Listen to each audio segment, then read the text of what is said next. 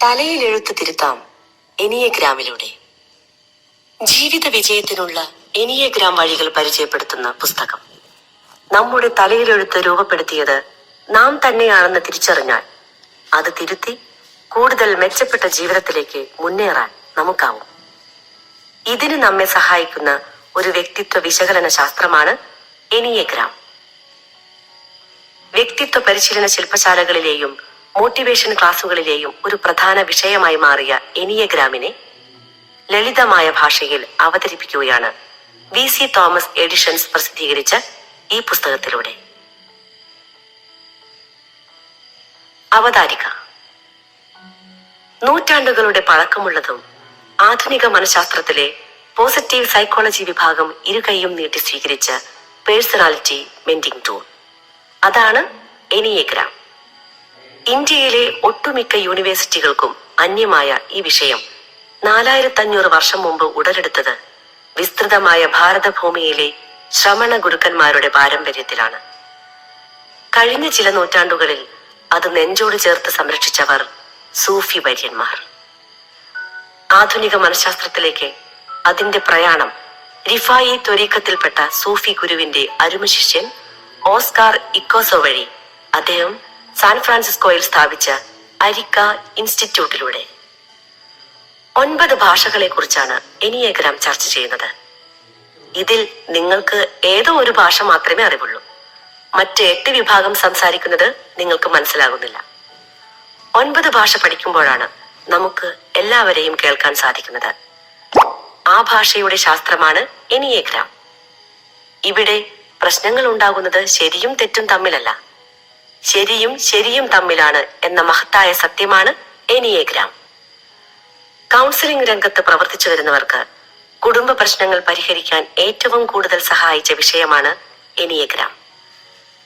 കാലഘട്ടത്തിന് ആവശ്യമായ അറിവുകൾ വളരെ സാമൂഹ്യ പ്രതിബദ്ധതയോടെ അവതരിപ്പിക്കുന്നതിൽ അദ്വിതീയനാണ് സുരേന്ദ്രൻ ചീക്കിലോട്. അദ്ദേഹം എഴുതിയ എനിയഗ്രാമിനെ കുറിച്ചുള്ള ഈ പുസ്തകവും വളരെ കാലിക പ്രസക്തിയുള്ളതാണ്. അവതരണം വളരെ ലളിതവും പ്രൗഢവുമാണ്. ഉദാഹരണങ്ങളിലൂടെയും സമാന്തര ദർശനങ്ങളുടെ അകമ്പടിയോടെയും എഴുതിയ രീതി വായനാസുഖം ഒട്ടും കുറയാതെ വിഷയത്തിൽ ചരിക്കാൻ നമ്മെ സഹായിക്കുന്നു. വളരെ സാധാരണക്കാർക്ക് പോലും മനസ്സിലാകുന്ന ഭാഷയിലാണ് അദ്ദേഹം ഇവിടെ വിഷയം അവതരിപ്പിച്ചിട്ടുള്ളത്.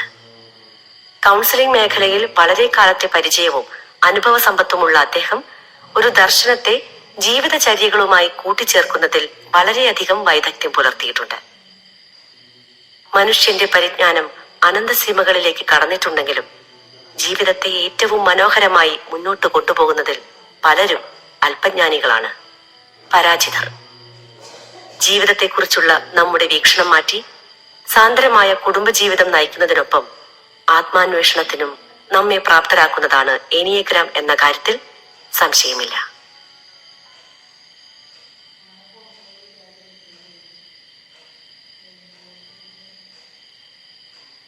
ആമുഖം. ജീവിതത്തിൽ പ്രതിസന്ധികളെ അഭിമുഖീകരിക്കുമ്പോഴെല്ലാം തന്റെ തലയിലെഴുത്ത് ഇതായി പോയല്ലോ എന്ന് പരിതപിക്കുന്ന ആളുകളെ കാണാറുണ്ട്. വിധിവിശ്വാസത്തിൽ അധിഷ്ഠിതമായ ഒരു ചിന്താഗതിയാണിത്. യഥാർത്ഥത്തിൽ നമ്മുടെ തലയിലെഴുത്ത് രൂപപ്പെടുത്തുന്നത് നമ്മൾ തന്നെയാണ്. ഗർഭാവസ്ഥയിലിരിക്കുമ്പോഴും ശൈശവ ബാല്യ കൗമാരാവസ്ഥയിലുള്ള ജീവിതാനുഭവങ്ങളിൽ കൂടി കടന്നു പോകുമ്പോഴും നമ്മുടെ ഉപബോധ മനസ്സിലേക്ക് സന്നിവേശിക്കപ്പെടുന്ന മുദ്രണങ്ങളാണ് നമ്മുടെ ജീവിതത്തിന്റെ തിരക്കഥയായി മാറുന്നത്.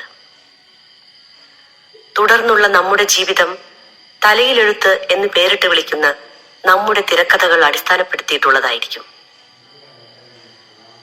നമ്മുടെ തലയിലെഴുത്ത് രൂപപ്പെടുത്തിയത് നാം തന്നെയാണെങ്കിൽ അത് തിരുത്തി കൂടുതൽ മെച്ചപ്പെട്ട ജീവിതത്തിലേക്ക് മുന്നേറാനുള്ള കഴിവും നമ്മിൽ തന്നെയുണ്ട്.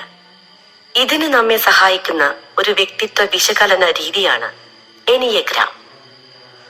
1 മുതൽ 9 വരെയുള്ള നമ്പറുകളെ അടിസ്ഥാനമാക്കി മനുഷ്യ വ്യവഹാരങ്ങളെ അപഗ്രഥിക്കുകയും ഉത്തമമായ സാമൂഹ്യ ജീവിതത്തിന് ആവശ്യമായ ശാരീരികവും മാനസികവും സാമൂഹികവുമായ സുസ്ഥിതി കൈവരിക്കാൻ വ്യക്തിത്വ ഘടനയിൽ സ്വയം നടത്തേണ്ട തിരുത്തലുകളെ കുറിച്ച് നമ്മെ ബോധ്യപ്പെടുത്തുകയും ചെയ്യുന്ന ഒരു വിജ്ഞാന ശാഖയാണിത്.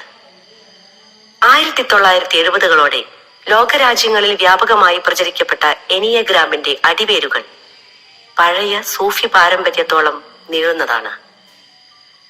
ഇന്ന് കേരളത്തിൽ അങ്ങോളം ഇങ്ങോളം നടന്നു വരുന്ന വ്യക്തിത്വ പരിശീലന ശില്പശാലകളിലെയും മോട്ടിവേഷൻ ക്ലാസുകളിലെയും ഒരു പ്രധാന വിഷയമാണ് എനിയഗ്രാം.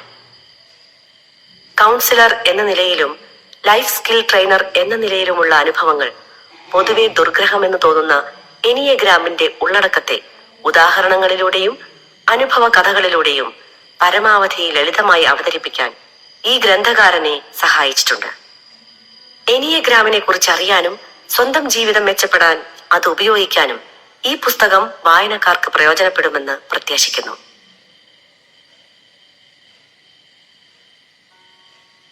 അധ്യായം 1. തലയിലെഴുത്ത് തിരുത്താമോ? ലോക ജനസംഖ്യയിൽ വലിയൊരു വിഭാഗവും തലയിലെഴുത്തിൽ വിശ്വസിക്കുന്നവരാണ്. മനുഷ്യൻ എവിടെ ജനിക്കണമെന്നും എങ്ങനെ ജീവിക്കണമെന്നും എപ്പോൾ മരിക്കണമെന്നുമൊക്കെ മുൻകൂട്ടി തീരുമാനിക്കപ്പെട്ടിരിക്കുന്നു എന്ന വിധിവിശ്വാസമാണ് തലയിലെഴുത്തിന്റെ കാതൽ. സംഘടിത മതങ്ങളിൽ പലതിന്റെയും ദാർശനികാടിത്തറ വിധിവിശ്വാസത്തിൽ അധിഷ്ഠിതമാണ്. ദൈവം സൃഷ്ടിച്ച മനുഷ്യൻ ദൈവേച്ഛ അനുസരിച്ചാണ് വളരുകയും മരിക്കുകയും ചെയ്യുന്നതെന്നാണ് മതങ്ങൾ സിദ്ധാന്തിക്കുന്നത്. ഒരു ജീവി ജനിക്കില്ലെന്നു ദൈവം കരുതിയിട്ടുണ്ടാം അവനുടെ മൃത്യുകാലം, ഒരു ലേശം അതൊന്നു മാറ്റിവെക്കാൻ അരുതാർക്കും വിഫലം മനുഷ്യയത്നം എന്ന കവിവാക്യവും അടിവരയിടുന്നത് ഈ വിശ്വാസ പ്രമാണത്തെയാണ്. എന്നാൽ ആധുനിക മനഃശാസ്ത്രം പരമ്പരാഗതമായ ഈ വിശ്വാസ പ്രമാണങ്ങളെ അല്പം ഭേദഗതികളോടെയാണ് സ്വീകരിക്കുന്നത്. രാജകുമാരന്മാരും രാജകുമാരികളുമായി പിറക്കുന്ന മനുഷ്യൻ മരത്തവളകളായി വളർത്തപ്പെടുന്നു എന്നാണ് മനഃശാസ്ത്ര വിദഗ്ധന്മാർ അഭിപ്രായപ്പെടുന്നത്. ഗർഭപാത്രത്തിലെ ജീവന്റെ ആദ്യത്തെ തുടിപ്പ് മുതൽ ഭൂമിയിൽ ജനിച്ച് 6 വർഷം പിന്നിടുന്നത് വരെ കുഞ്ഞ് ആർജിച്ചെടുക്കുന്ന ജീവിതാനുഭവങ്ങളാണ് അവന്റെ തലയിലെഴുത്തായി മാറുന്നത്. അത് തുടർന്ന് അങ്ങോട്ട് മരണം വരെയുള്ള അയാളുടെ ജീവിത നാടകത്തിന്റെ തിരക്കഥയായി മാറുന്നു. ഗർഭാവസ്ഥയിൽ ഇരിക്കുമ്പോഴുള്ള അമ്മയുടെ ആരോഗ്യസ്ഥിതി, മാനസികാവസ്ഥ, വൈകാരിക സംഘർഷങ്ങൾ എന്നിവയൊക്കെ കുഞ്ഞിന്റെ തലയിലെഴുത്തിനെ സ്വാധീനിക്കുന്നു. അമ്മയുടെ മനസ്സിലെ സങ്കല്പങ്ങൾ പോലും ഗർഭസ്ഥ ശിശുക്കളിൽ അനുരണനങ്ങൾ സൃഷ്ടിക്കുന്നുവെന്ന് പഠനങ്ങൾ വ്യക്തമാക്കുന്നു. ജനന സമയത്തുണ്ടാവുന്ന ശാരീരിക മാനസികാസ്വാസ്ഥ്യങ്ങളാണ് തലയിലെഴുത്ത് രൂപപ്പെടുത്തുന്ന രണ്ടാമത്തെ ഘടകം. അമ്മയുടെ ഗർഭപാത്രത്തിൽ സുഖസുഷുപ്തിയിൽ കഴിഞ്ഞിരുന്ന കുഞ്ഞ് പെട്ടെന്ന് ഒരു ദിവസം ചൂടും തണുപ്പും ശബ്ദവും ബഹളങ്ങളുമൊക്കെയുള്ള ഭയാനകമായ ഒരു ലോകത്തേക്ക് വരുന്നു. അമ്മയുമായുള്ള പൊക്കിൾക്കൊടി ബന്ധം മുറിയുന്നതോടെ സ്വന്തമായി ശ്വസിക്കാനും ചുണ്ടുകൾ കൊണ്ട് മുലപ്പാൽ ഉറിഞ്ചി കുടിക്കുവാനുമുള്ള തത്രപ്പാടിലാകും. തുടർന്നങ്ങോട്ട് പ്രാഥമിക ആവശ്യങ്ങൾ നേടിയെടുക്കുന്നതിൽ അനുഭവപ്പെടുന്ന താമസം പുതുതായി പ്രവർത്തനക്ഷമമായ അവന്റെ നാഡീവ്യൂഹത്തിൽ വൈകാരിക തീവ്രതയുടെ പ്രകമ്പനങ്ങൾ സൃഷ്ടിക്കുന്നു. ശാരീരികമായി അനുഭവപ്പെടുന്ന പരാധീനതകളും സ്വച്ഛന്തമായി കുട്ടിയിലേക്ക് ഒഴുകിയെത്തേണ്ട സ്നേഹപ്രവാഹങ്ങൾക്ക് ഭംഗം വരുന്നതുമൊക്കെ അവനിൽ ആത്മസംഘർഷത്തിന്റെ വിത്തുകൾ പാകുകയും അത് അവനിൽ പ്രതികൂലമായ തിരക്കഥാരചനയ്ക്ക് കാരണമായി തീരുകയും ചെയ്യുന്നു. എറിക്സന്റെ വികസന ഘട്ടങ്ങൾ. പ്രശസ്ത മനഃശാസ്ത്രജ്ഞനായ എറിക്സൺ മനുഷ്യ ജീവിതത്തെ വിവിധ ഘട്ടങ്ങളായി വേർതിരിച്ചിട്ടുണ്ട്. ജനനം മുതൽ 2 വയസ്സുവരെയുള്ള ഘട്ടത്തിൽ കുട്ടി വിശ്വാസമർപ്പിച്ചിരിക്കുന്നത് അമ്മയിലാണ്. അമ്മയുടെ പെരുമാറ്റത്തിൽ വിശ്വാസരാഹിത്യം അനുഭവപ്പെടുമ്പോൾ കുട്ടിക്ക് ലോകത്തിലുള്ള വിശ്വാസ്യത നഷ്ടപ്പെടുന്നു. 2 വയസ്സ് മുതൽ 3.5 വയസ്സുവരെയുള്ള ഘട്ടം ഓട്ടോണമി വേഴ്സസ് ഡൗട്ട് എന്നാണ് അറിയപ്പെടുന്നത്. സ്വാഭാവികമായി വളർന്നു വരുന്ന ചോദനകളെ തടഞ്ഞ് രക്ഷിതാക്കൾ കൃത്രിമമായതിനെ അടിച്ചേൽപ്പിക്കാൻ തുനിയുമ്പോൾ കുഞ്ഞ് ലോകത്തെ സംശയത്തോടെ വീക്ഷിക്കാൻ തുടങ്ങുന്നു. കുട്ടിക്കാലമില്ലാത്ത കുട്ടിക്കാലമാവും ഇത്തരം കുട്ടികളിൽ വളരുക. രക്ഷിതാക്കൾക്കൊപ്പം എന്തു കാര്യത്തിനും മുന്നിട്ടിറങ്ങാൻ കുട്ടികൾ കൊതിക്കുന്ന കാലഘട്ടമാണ് 3 മുതൽ 5 വയസ്സ് വരെയുള്ള ഘട്ടം. Initiative versus guilt. കുട്ടികൾ ചെയ്യുന്ന പ്രവൃത്തികൾ രക്ഷിതാക്കളുടെ പ്രതീക്ഷയ്ക്കൊത്ത് നന്നാവുന്നില്ലെങ്കിൽ അവർ കുട്ടികളെ പരിഹസിക്കാനും കുറ്റപ്പെടുത്താനും തുടങ്ങുന്നു. കുട്ടി കടലാസിൽ കാക്കയുടെ ചിത്രം വരച്ചു കഴിയുമ്പോൾ അത് കോഴിയായി പോയല്ലോ എന്ന് പരിഹസിക്കുമ്പോഴും സമാന സന്ദർഭങ്ങളിലുമൊക്കെ കുട്ടികളിൽ കുറ്റബോധം ഉടലെടുക്കുന്നു. കുട്ടി കഠിനാധ്വാനത്തിൽ വളരെയേറെ താല്പര്യം കാണിക്കുന്ന ഘട്ടമാണ് 5 മുതൽ 12 വയസ്സ് വരെയുള്ള ഘട്ടം. Industry versus inferiority. അതിൽ അനാവശ്യമായി മാതാപിതാക്കൾ ഇടപെടുമ്പോൾ കുട്ടിയിൽ അപകർഷതാബോധം സൃഷ്ടിക്കപ്പെടുന്നു. ഇത് കുട്ടിയുടെ തലയിലെഴുത്തിനെ സ്വാധീനിക്കുന്നു. താൻ എങ്ങനെ ജീവിക്കണമെന്നും മരിക്കണമെന്നും ഓരോ വ്യക്തിയും ശൈശവാവസ്ഥയിൽ തന്നെ തീരുമാനമെടുക്കുകയും അത് ജീവിത നാടകത്തിന്റെ തിരക്കഥയായി ജീവിതാവസാനം വരെ തലയിൽ ചുമന്നു നടക്കുകയും ചെയ്യുന്നുവെന്നാണ് എറിക് ബേൺ തലയിലെഴുത്തിനെ വ്യാഖ്യാനിക്കുന്നത്. എഴുതപ്പെടുന്ന തിരക്കഥകളുടെ ഗുണഘടനയനുസരിച്ച് തിരക്കഥകളെ വിജയിയുടെ തിരക്കഥ, പരാജിതന്റെ തിരക്കഥ, ഇവ രണ്ടിലും പെടാത്തവരുടെ തിരക്കഥ എന്നിങ്ങനെ 3ആയി എറിക് ബേൺ തരംതിരിച്ചിട്ടുണ്ട്. ജീവിതത്തിന്റെ ഓരോ ഘട്ടത്തിലും അല്ലലുകളും അലട്ടലുകളും ഇല്ലാതെ സർഗാത്മകമായി കടന്നു പോകുന്നവരാണ് 1-ാം വിഭാഗത്തിൽപ്പെട്ടവർ. മനുഷ്യന്റെ വികാസഘട്ടങ്ങളെ കുറിച്ചുള്ള ഫ്രോയിഡിന്റെ നിഗമനങ്ങൾ മറ്റൊരു അധ്യായത്തിൽ നാം ചർച്ച ചെയ്യുന്നുണ്ട്. ഓറൽ സ്റ്റേജിലും അനൽ സ്റ്റേജിലും ഫാലിക് സ്റ്റേജിലും ലേറ്റൻസി സ്റ്റേജിലും മധുരം നുണഞ്ഞു മുന്നേറിയവരാണവർ. Erikson trust, autonomy, initiative, industry എന്നിങ്ങനെ ക്രമീകൃതമായ 4 സിംഹാസനങ്ങളിലാണ് ഈ ഭാഗ്യവാന്മാരെ കുടിയിരുത്തിയിട്ടുള്ളത്. ജപ്പാനിലെ ഒക്കിനാവോ ദ്വീപിൽ സംതൃപ്തമായി ദീർഘകാല ജീവിതം നയിക്കുന്നവരുടെ ജീവിത രഹസ്യം കണ്ടെത്തുന്ന ഇക്കിഗായ് എന്ന പുസ്തകത്തിൽ പറയുന്നത് പോലെ നൈസർഗികമായ ആഗ്രഹങ്ങളെ ജീവിത ദൗത്യമാക്കി മാറ്റിയവരാവും ഇവർ. വിനിമയ അപഗ്രഥനത്തിന്റെ ഭാഷയിൽ പറഞ്ഞാൽ ഞാൻ ശരി, മറ്റുള്ളവരും ശരി എന്ന മനോഭാവക്കാർ. വിസ്മയം പോലെ ലഭിച്ച ഈ ജീവിതത്തെ പാഴ്പറമ്പായി കാണുന്നവരാണ് ജീവിത സൗഭാഗ്യങ്ങൾ ആസ്വദിക്കാൻ കഴിയാതെ പോകുന്ന ഹതഭാഗ്യരായ 2ാമത്തെ വിഭാഗക്കാർ. പരാജിതന്റെ തിരക്കഥ അനുസരിച്ച് ജീവിത നാടകമാടുന്നവർ. ഇവർ I am not okay, you are not okay എന്ന മനോഭാവക്കാരായിരിക്കും. ഉത്കണ്ഠയും വിഷാദവും മാനസിക പിരിമുറുക്കവും ഒക്കെയായിരിക്കും ഇക്കൂട്ടരുടെ മുഖമുദ്ര. ശൈശവാവസ്ഥയിലെ ഓരോ ഘട്ടത്തിലും ദുരിതങ്ങളിലൂടെയും മാനസിക സംഘർഷങ്ങളിലൂടെയും കടന്നുപോയവരാണ് ഇവർ. എറിക്സൺ സൂചിപ്പിക്കുന്ന മിസ്ട്രസ്റ്റ്, ഡൗട്ട്, ഗിൽറ്റ്, ഇൻഫീരിയോറിറ്റി എന്നീ ഘട്ടങ്ങളിലൂടെ ദുരിതപൂർണമായ ജീവിതത്തിലൂടെ കടന്നുപോയവർ. തന്റെ ഈ അവസ്ഥയ്ക്ക് കാരണം താൻ തന്നെ രൂപപ്പെടുത്തിയെടുത്ത തിരക്കഥയാണെന്ന് തിരിച്ചറിവില്ലാത്തതാണ് ഇവർ അനുഭവിക്കുന്ന പ്രശ്നം. അതിനാൽ തന്നെ പരാജയത്തിന് ഉത്തരവാദിത്വം മറ്റുള്ളവരിൽ ചാർത്തിക്കൊടുക്കാനാണ് ഇത്തരക്കാർ വെമ്പൽ കൊള്ളുക. 1-ാം വിഭാഗത്തിലും 2-ാം വിഭാഗത്തിലും ചേരാത്ത 3ാമത്തെ ഗ്രൂപ്പുകാരെ ബനാൽ സ്ക്രിപ്റ്റുകാർ എന്നാണ് എറിക് ബേൺ വിശേഷിപ്പിക്കുന്നത്. പ്രത്യേകമായ ഒരു ഉദ്ദേശ്യമോ ലക്ഷ്യമോ ഇല്ലാതെ ജീവിതം തള്ളി നീക്കുന്നവരാണ് ഇവർ. പങ്കായമില്ലാതെ കാറ്റിന്റെ ഗതി അനുസരിച്ച് നീങ്ങുന്ന തോണി പോലെയാണ് ഇവരുടെ ജീവിതം. കഴിവുകൾ ഉണ്ടെങ്കിലും ജീവിതത്തിന്റെ അർത്ഥവും സാധ്യതകളും വേണ്ടത്ര ഉൾക്കൊള്ളാൻ സാധിക്കാത്തതിനാൽ പൂത്തുലയേണ്ട അവരുടെ ജീവിതം പാഴ്മരുഭൂമി പോലെയാകുന്നു. ജനസംഖ്യയിൽ ഗണ്യമായൊരു വിഭാഗം ഈ ഗണത്തിൽപ്പെടുന്നു. മനുഷ്യന്റെ സാധ്യതകളിൽ കേവലം 5% പോലും ഉപയോഗപ്പെടുത്താനാവാതെ ജീവിച്ചു മരിച്ചു പോകുന്നവരാണ് ഇവർ. തലയിലെഴുത്ത് തിരുത്തിയെഴുതാം. സ്വന്തം ജീവിതത്തിലേക്ക് ആഴ്ന്നിറങ്ങാനുള്ള നിരീക്ഷണ പാടവവും ഏകാഗ്രതയും ഉണ്ടെങ്കിൽ ഏതൊരാൾക്കും അവരവരുടെ തലയിലെഴുത്ത് സ്വയം തിരുത്തി കൂടുതൽ മെച്ചപ്പെട്ട ഒരു ജീവിതത്തിലേക്ക് മുന്നേറാനാവും. തലയിലെഴുത്ത് രൂപപ്പെടാൻ ഇടയാക്കിയ സാഹചര്യങ്ങൾ, തലയിലെഴുത്ത് രൂപപ്പെടുത്തിയെടുത്ത ഘടകങ്ങൾ തുടങ്ങിയവയൊക്കെ ശാസ്ത്രീയമായി വിലയിരുത്തപ്പെടണം.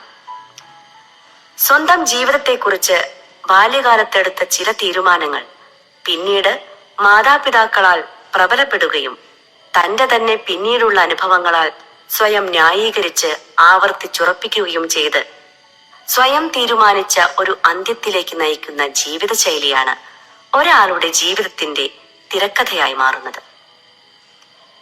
തന്റെ what you say after you say hello എന്ന പുസ്തകത്തിൽ തിരക്കഥ രൂപപ്പെടുന്നതിൽ പ്രധാന പങ്കുവഹിക്കുന്ന ഘടകങ്ങളെ എറിക് ബേൺ അവതരിപ്പിക്കുന്നുണ്ട്. ഭൂമിയുടെ ഗുരുത്വാകർഷണ ശക്തി വസ്തുക്കളെ ഭൂമിയിലേക്ക് ആകർഷിക്കുന്നത് പോലെ തിരക്കഥയുടെ പ്രതിഫലനമായ സ്വഭാവ രീതികൾ അനുവർത്തിക്കാനുള്ള ഒരു ഉൾവിളി മനുഷ്യനിൽ അന്തർലീനമായി കിടക്കുന്നുണ്ട്. 6-7 വയസ്സിനുള്ളിൽ തന്നെ മനസ്സിൽ കുറിക്കപ്പെടുന്ന ഈ ലക്ഷ്യമാണ് അനാരോഗ്യകരമായ ജീവിതശൈലി പിന്തുടരാനുള്ള ഒരു ഉൾവിളിയായി തീരുന്നത്.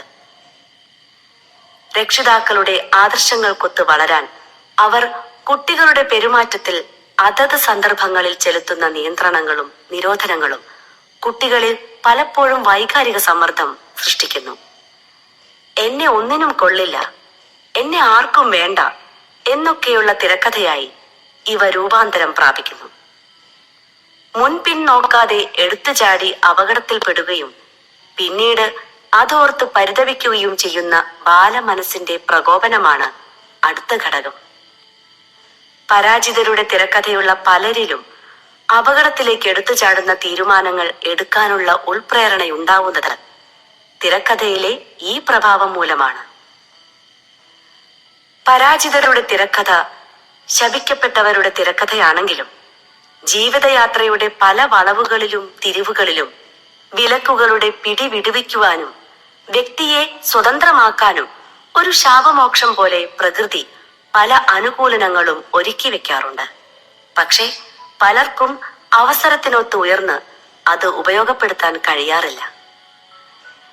ഇളം പ്രായത്തിൽ തന്നെ രക്ഷിതാക്കൾ കുട്ടികളിൽ തെറ്റായ പല വിശ്വാസ പ്രമാണങ്ങളും അടിച്ചേൽപ്പിക്കാറുണ്ട്.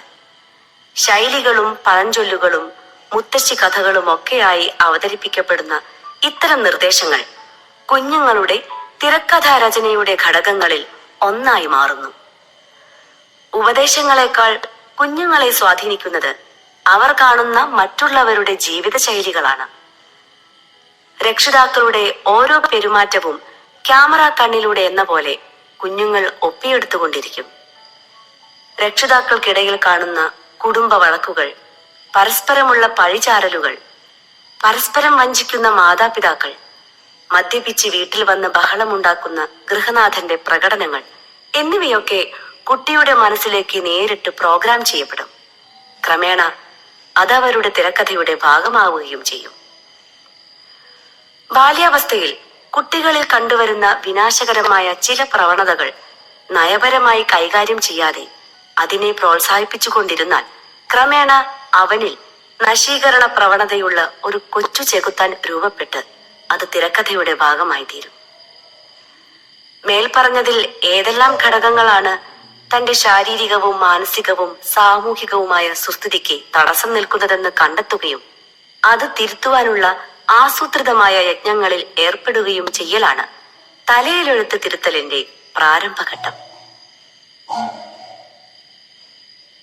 ഉപബോധ മനസ്സിന്റെ ആഴങ്ങളിൽ പതിയിരിക്കുന്ന വിലക്കുകളെ കണ്ടെത്തി നിർവീര്യമാക്കുമ്പോഴാണ് തിരക്കഥകൾ തിരുത്തി ജീവിതം സർഗാത്മകമായി മുൻപോട്ട് കൊണ്ടുപോകുവാൻ നാം ശക്തരാകുന്നത്. സുപ്രസിദ്ധ വിനിമയ അപഗ്രഥന വിദഗ്ധനായ മേരി ഗുൾഡിംഗ്, ബോബ് ഗുൾഡിംഗ് എന്നിവർ ഇത്തരം 12ഓളം വിലക്കുകൾ തിരിച്ചറിഞ്ഞ് അവതരിപ്പിച്ചിട്ടുണ്ട്. 1. അരുത്, ജീവിച്ചിരിക്കരുത്.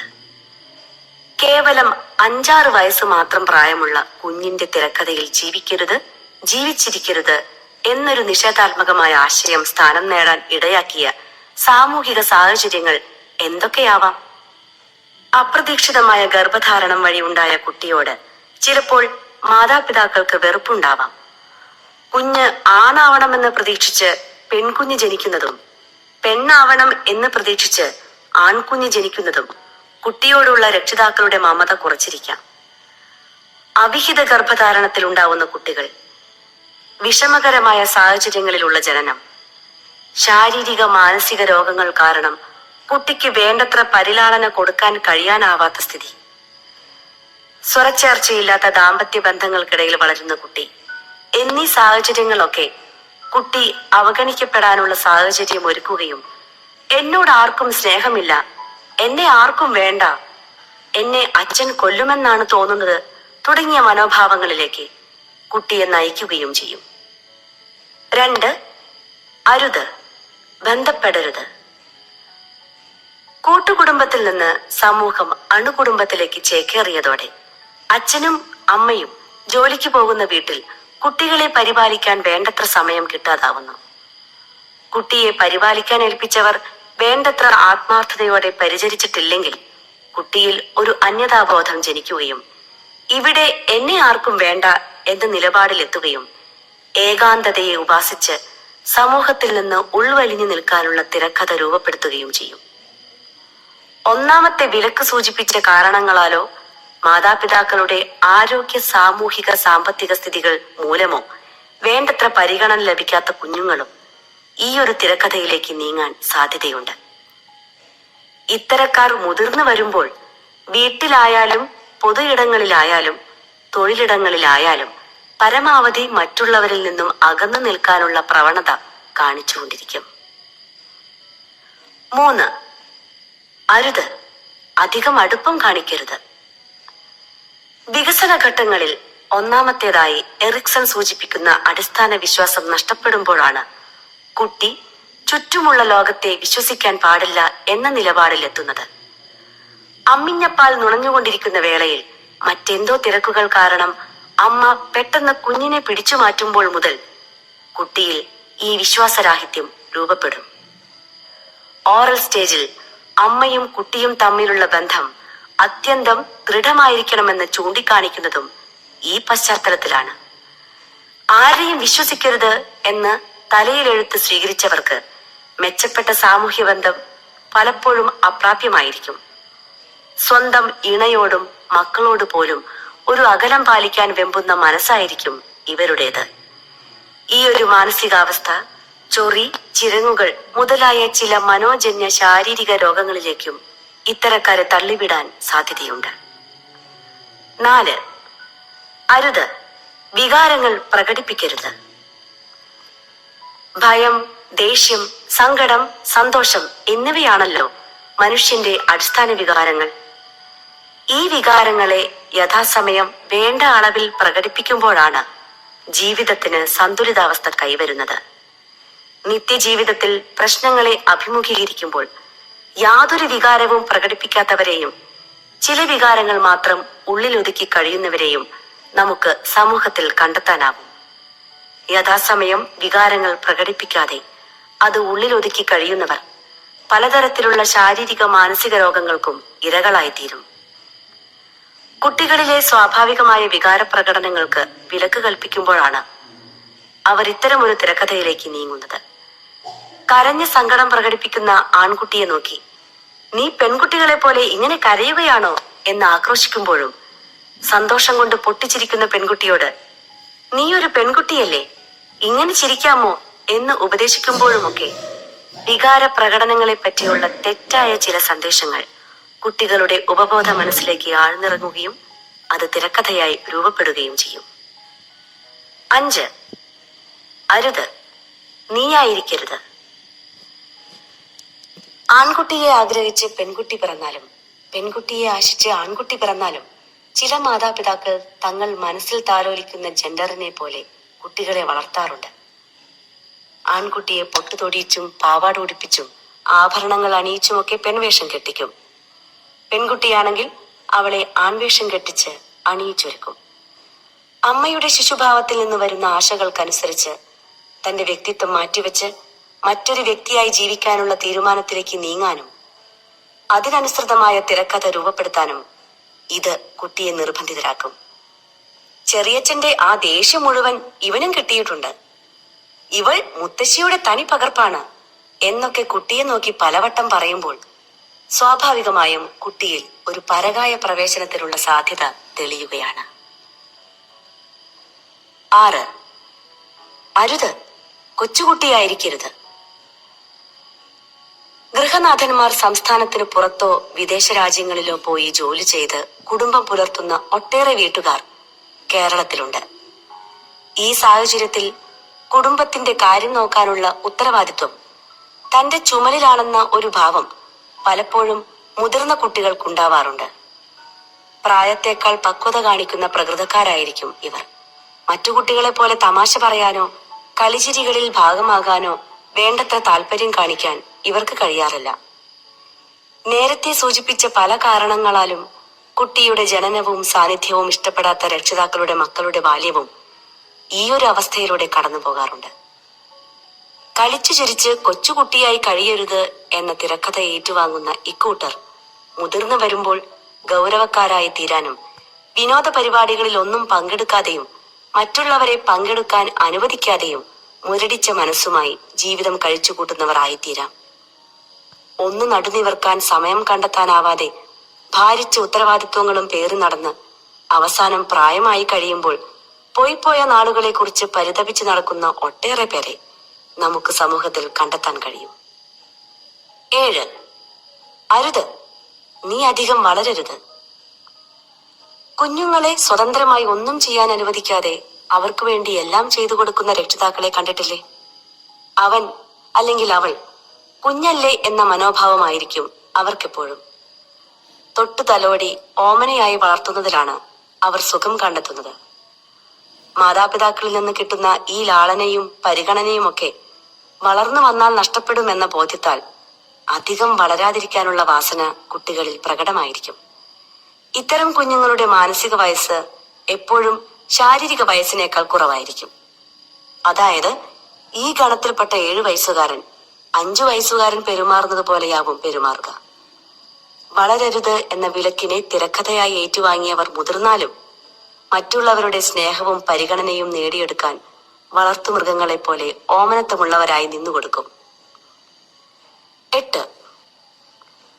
അരുത്, ഒന്നും ചെയ്യരുത്. കുട്ടികൾ എന്തു ചെയ്താലും അതിനെ അംഗീകരിക്കാതെ കുറ്റപ്പെടുത്തിക്കൊണ്ടിരിക്കുന്ന ചില രക്ഷിതാക്കളുണ്ട്. നീ അത് ചെയ്താൽ ശരിയാവില്ല, അവിടെ വെക്കൂ, ഞാൻ ചെയ്യാം എന്ന പല്ലവിയാവും അവർക്കെപ്പോഴും. ചെറിയൊരു വീഴ്ച പോലും പറ്റാൻ അവർ കുഞ്ഞുങ്ങളെ അനുവദിക്കാറില്ല. ക്രമേണ കുട്ടികൾ ഒന്നും ചെയ്യാൻ കഴിവില്ലാത്തവരായി മാറുന്നു. വിലയ്ക്ക് വാങ്ങിയ വീണ എന്ന ചലച്ചിത്രത്തിൽ യേശുദാസ് പാടുന്ന സുഖമെവിടെ ദുഃഖമെവിടെ എന്ന് തുടങ്ങുന്നൊരു ഗാനമുണ്ട്. അതിലെ വരികൾ ഇവിടെ വളരെ പ്രസക്തമാണെന്ന് തോന്നുന്നു. പല കുറി കരയുമ്പോൾ ചിരിക്കാൻ പഠിക്കും, പലവട്ടം വീഴുമ്പോൾ നടക്കാൻ പഠിക്കും, സ്നേഹിച്ചു വളരുമ്പോൾ മറക്കാൻ പഠിക്കും, മനസ്സിനെ പോലും ചതിക്കാൻ പഠിക്കും. ചെയ്തും അനുഭവിച്ചും പഠിച്ചു വളരേണ്ട കുട്ടികൾ ആ സ്വാതന്ത്ര്യം നിഷേധിക്കപ്പെടുമ്പോൾ ഒന്നും ചെയ്യാൻ കഴിവില്ലാത്തവരായി മാറുന്നു. ആത്മവിശ്വാസം നഷ്ടപ്പെട്ട അവർ വളർന്നു വലുതാകുമ്പോൾ ജീവിത പ്രശ്നങ്ങൾക്ക് മുൻപിൽ നിലപാട് സ്വീകരിക്കാനാവാതെ അമ്പരപ്പ് പ്രകടിപ്പിക്കുന്നു. 9. അരുത്, ചിന്തിക്കരുത്. ചിന്തിക്കാനുള്ള കഴിവാണ് മനുഷ്യനെ മറ്റു ജീവികളിൽ നിന്നും വ്യത്യസ്തനാക്കുന്നത്. ഓരോ പുതിയ അനുഭവങ്ങൾ ഉണ്ടാകുമ്പോഴും അതുമായി ബന്ധപ്പെട്ട തന്റെ മുന്നറിവുമായി അതിനെ തട്ടിച്ചു നോക്കി സ്വീകരിക്കേണ്ടതിനെ സ്വീകരിച്ചും തിരസ്കരിക്കേണ്ടതിനെ തിരസ്കരിച്ചുമാണ് കുട്ടി അറിവുകൾ നേടുന്നത്. കുട്ടികൾ നേടേണ്ട അടിസ്ഥാന ശേഷിയിൽ ഒന്നാണ് ഈ പ്രശ്ന പരിഹരണ ശേഷി. കുട്ടികളോടുള്ള അമിത വാത്സല്യവും ലാളനയും മൂലം ചില രക്ഷിതാക്കൾ സ്വതന്ത്രമായി ചിന്തിക്കാനുള്ള അവരുടെ അവകാശം പോലും അനുവദിക്കാതെ മറ്റെല്ലാ കാര്യത്തിലും എന്ന പോലെ അവർക്ക് വേണ്ടി ചിന്തിക്കാനും തുടങ്ങുന്നു. പ്രാപ്തിയില്ലാത്തവൻ എന്ന് മുദ്ര കുത്തപ്പെടുന്നതോടെ അത് മനസ്സിൽ പ്രബലപ്പെടുകയും കുട്ടിയുടെ തിരക്കഥയായി അത് മാറുകയും ചെയ്യുന്നു. കുട്ടിയിലുണ്ടാവേണ്ട പക്വഭാവത്തെ തടസ്സപ്പെടുത്തുന്ന ഈ മനോഭാവം ഭാവി ജീവിതത്തിൽ ഒട്ടേറെ പ്രത്യാഘാതങ്ങൾക്ക് വഴിമരുന്നിടുന്നു. സ്വന്തം ചിന്തകൾക്കനുസരിച്ച് നീങ്ങുന്നതിനു പകരം മറ്റുള്ളവരുടെ ചിന്തകൾക്കനുസരിച്ച് പ്രവർത്തിക്കുന്ന ഒരു വ്യക്തിത്വമാവും ഇത്തരക്കാരിൽ ഉടലെടുക്കുക. 10. അരുത്, വിജയിക്കരുത്. മുമ്പ് 4ാം ക്ലാസ്സിലെ മലയാള പാഠാവലിയിൽ ഉണ്ടായിരുന്ന ഒരു പാഠഭാഗം ഓർമ്മ വരികയാണ്. അതിൽ ഒരു കുട്ടിയുടെ ആത്മഭാഷണം ഇങ്ങനെയായിരുന്നു: അമ്മ എനിക്ക് ദിവസവും കാച്ചിയ പാൽ തരും. അത് കുടിക്കാഞ്ഞാൽ അമ്മ കരയും. എന്തിനാണ് അമ്മ കരയുന്നതെന്നോ? ഞാൻ അച്ഛനോളം വലുതാകണം, അതാണ് അമ്മയ്ക്കിഷ്ടം. ഞാൻ അച്ഛനോളം വളർന്നാൽ മതി, അതിനപ്പുറം വളരേണ്ട എന്നൊരു പെരുന്തച്ഛൻ കോംപ്ലക്സ് ഈ വരികൾക്കിടയിൽ എവിടെയോ ഒളിഞ്ഞുകിടക്കുന്നുണ്ട്. ചെമ്മീൻ തുള്ളിയാൽ മുട്ടോളം, ഏറെ തുള്ളിയാൽ ചട്ടിയിൽ എന്ന പഴമൊഴിയിലും ഒരു പരിധിക്കപ്പുറം ഉയരരുത് എന്നൊരു ധ്വനി ഉണ്ടല്ലോ. പരീക്ഷയിൽ 50-ൽ 48 മാർക്ക് വാങ്ങി അംഗീകാരത്തിനായി അമ്മയുടെ അടുത്തേക്ക് ഓടിയെത്തുന്ന കുഞ്ഞിനോട് എവിടെ പോയി കഴുതേ 2 മാർക്ക് എന്ന് ആക്രോശിക്കുന്ന അമ്മയുടെ ഉപബോധ മനസ്സിൽ അരുത്, വിജയിക്കരുത് എന്ന പരമ്പരാഗതമായി കൈമാറി കിട്ടിയ നെഗറ്റീവ് സ്ട്രോക്ക് പുതിയ തലമുറയ്ക്ക് കൈമാറാനുള്ള അബോധമായ ശ്രമങ്ങളാണെന്ന് മനഃശാസ്ത്രജ്ഞന്മാർ കട്ടായം പറയുന്നു. കുഞ്ഞിന്റെ വിജയത്തിന്റെ ഓരോ ഘട്ടത്തിലും അത് അംഗീകരിക്കുകയും പ്രോത്സാഹിപ്പിക്കുകയും ചെയ്യുന്നതിനു പകരം അതിനെ താഴ്ത്തിക്കെട്ടുന്ന പ്രവണതകൾ ഉണ്ടാകുമ്പോൾ അത് കുഞ്ഞിൽ അരുത്, വിജയിക്കരുത് എന്ന തിരക്കഥയാണ് രൂപപ്പെടുത്തുന്നത്. ഈ തിരക്കഥയുള്ളവരാണ് പരിശ്രമം നടത്തിയിട്ടും ജീവിതത്തിൽ വിജയിക്കാനാവാതെ നിരാശപ്പെടുന്നത്. 11. അരുത്, കേമനാവരുത്. കുട്ടികളെ വീട്ടിലെ മറ്റു കുട്ടികളുമായും അയൽപ്പക്കത്തെ കുട്ടികളുമായൊക്കെ താരതമ്യപ്പെടുത്തി അവരുടെ മനോവീര്യം നഷ്ടപ്പെടുത്തുന്ന ചില രക്ഷിതാക്കളെ കാണാറുണ്ട്. യഥാർത്ഥത്തിൽ കുട്ടികൾ കൂടുതൽ മെച്ചപ്പെടാനാണ് അവരത് ചെയ്യുന്നതെങ്കിലും ഇത് കുട്ടിയിലുണ്ടാക്കുന്നത് നെഗറ്റീവ് ഫലമായിരിക്കും. ഇത്തരം കുട്ടികളെ തന്റെ ഇടമില്ലായ്മ, അപകർഷതാബോധം, ആത്മവിശ്വാസക്കുറവ് എന്നിവ ഇടതടവില്ലാതെ പിന്തുടർന്നുകൊണ്ടേയിരിക്കും. കുറ്റപ്പെടുത്തലിന്റെ അന്തരീക്ഷത്തിൽ വളരുന്ന കുട്ടി I am not okay, you are not okay എന്ന ജീവിത നിലപാടിലേക്കാവും വളരുക. ഏറ്റെടുത്തു നടത്തുന്ന പ്രവർത്തനങ്ങൾ അടിക്കടി പരാജയപ്പെട്ടുകൊണ്ടിരുന്നാലും കുട്ടികളിൽ ഇത്തരം ഒരു മനോഭാവം രൂപപ്പെടാൻ ഇടയാകും. നെഗറ്റീവ് സ്ട്രോക്കുകളിലാവും ഇവർ ആനന്ദം കണ്ടെത്തുക. ആരെങ്കിലും ഇവരുടെ കഴിവ് കണ്ടെത്തി അഭിനന്ദിക്കാൻ ചെന്നാൽ അതിനു മാത്രം ഒന്നും ഞാൻ ചെയ്തിട്ടില്ല എന്ന ഭാവത്തിൽ നെഗറ്റീവ് തിരിച്ചു കൊടുക്കാനാവും ഇവർ മുതിരുക. 12. അരുത്, ആരോഗ്യവാനാകരുത്. മറ്റുള്ളവരുടെ പരിഗണനയും സ്നേഹവും പിടിച്ചുപറ്റാനായി രോഗം അഭിനയിച്ച് നടക്കുന്ന ചിലരെ സമൂഹത്തിൽ കാണാറുണ്ട്. നേരിട്ട് സംസാരിക്കുമ്പോഴോ ഫോണിൽ സംസാരിക്കുമ്പോഴോ പലപ്പോഴും സംഭാഷണം അവസാനിപ്പിക്കുക എനിക്ക് സുഖമില്ല അല്ലെങ്കിൽ എനിക്ക് വയ്യ എന്ന സ്ഥിരം പല്ലവിയിലായിരിക്കും. തലവേദനയാണ്, സന്ധിവേദനയാണ്, വയറിന് പ്രശ്നമാണെന്നൊക്കെ പറഞ്ഞു നടക്കുന്ന ചിലരെയെങ്കിലും ലാബ് ടെസ്റ്റിനോ സ്കാനിങ്ങിനോ വിധേയമാക്കിയാൽ അത്തരം യാതൊരു അസുഖവും അവരിൽ കണ്ടെത്താനാവില്ല. മറ്റുള്ളവരുടെ സാമീപ്യവും പരിഗണനയും കിട്ടാനായി മനസ്സ് ആസൂത്രണം ചെയ്യുന്ന മനോജന്യ ശാരീരിക രോഗമായിരിക്കാം പലപ്പോഴും ഇവരെ അലട്ടുന്നത്. തിരക്കുപിടിച്ച ജീവിതത്തിനിടയിൽ ഭർത്താക്കന്മാരിൽ നിന്ന് വേണ്ടത്ര പരിഗണന കിട്ടാത്ത ചില ഭാര്യമാരുണ്ട്. ആഴ്ചയിൽ പകുതി ദിവസവും ഇത്തരക്കാർക്ക് മൈഗ്രെയിനും മറ്റ് അസുഖങ്ങളുമായിരിക്കും. ഭർത്താവിന്റെ സ്നേഹമസൃണമായ ഒരു തലോടലോ ആശ്വാസവാക്കോ കിട്ടാനായി മനസ്സൊരുക്കുന്ന ചില തന്ത്രങ്ങളാവാം അവ. പലപ്പോഴും കുഞ്ഞായിരിക്കുമ്പോൾ മാതാപിതാക്കളുടെ ശ്രദ്ധ പിടിച്ചു പറ്റാൻ ഇത്തരം രോഗങ്ങൾ അഭിനയിച്ചവർ രൂപപ്പെടുത്തിയ തിരക്കഥയാവും അവരെ മുതിർന്നാലും അരുത്, ആരോഗ്യവാനായിരിക്കരുത് എന്ന മാനസിക വിലക്കുകളിലേക്ക് എത്തിക്കുന്നത്. നമ്മെ ഇന്നത്തെ രീതിയിൽ രൂപപ്പെടുത്തിയ സ്വയം നിർമ്മിതമായ തിരക്കഥയിലേക്ക് തിരിച്ചു നടക്കാനും ഉപബോധ മനസ്സിന്റെ ആഴങ്ങളിൽ പതിയിരിക്കുന്ന വിലക്കുകളെ കണ്ടെത്തി നിർവീര്യമാക്കി ജീവിത വിജയം കൈവരിക്കാനും നമ്മെ സഹായിക്കുന്ന വ്യക്തിത്വ വിശകലന ശാസ്ത്രമാണ് എനിയേഗ്രാം. തുടർന്നുള്ള അധ്യായങ്ങളിൽ നാം പരിചയപ്പെടുന്നത് എനിയേഗ്രാമിന്റെ സവിശേഷതകളെയാണ്. എല്ലാവരും ചാനൽ സബ്സ്ക്രൈബ് ചെയ്യുക. വീഡിയോ ഇഷ്ടമായെങ്കിൽ ലൈക്ക് ചെയ്യുക, കമൻറ്റ് ചെയ്യുക, ഷെയർ ചെയ്യുക. അടുത്ത ഭാഗം ഉടൻ ഉണ്ടായിരിക്കുന്നതാണ്. താങ്ക്സ്.